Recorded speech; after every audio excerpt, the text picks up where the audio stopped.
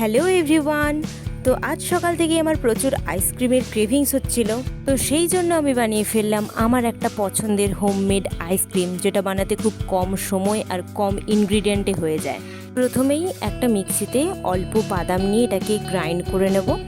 দেন আমরা এইদিকে কিছুটা দুধ নেব, দুধটাকে ভালো করে গরম করব আর এর মধ্যে কিছুটা চিনি আর বাদাম দিয়ে ভালো করে মিক্স করতে হবে যতক্ষণ না এটা হাফ হয়ে যায়। তারপর আমরা এই দিকে দুটো ডেয়ারি মিল্ক নেব এবং এটাকে গরম জলে দিয়ে দেবো যাতে এটা মেল্ট হয়ে যায়। তোমরা দেখতেই পাচ্ছ এটা মেল্ট হয়ে গেছে। তারপর আমরা এটাকে চামচ দিয়ে এক সাইডে করে কেটে এর মধ্যে অল্প অল্প করে আমরা দুধের মিক্সচারটা অ্যাড করব।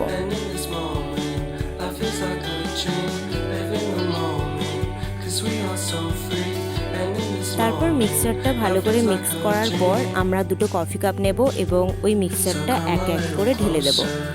তারপর দুটো আমরা নিয়ে নিলাম এবং সেট করার জন্য আমরা এটা ডিপ ফ্রিজারে 2 থেকে 3 ঘন্টার জন্য রাখবো। আর দেন আমাদের আইসক্রিম রেডি। তোমরাও চাইলে ট্রাই করতে পারো, আর ভালো লাগলে অবশ্যই লাইক করবে।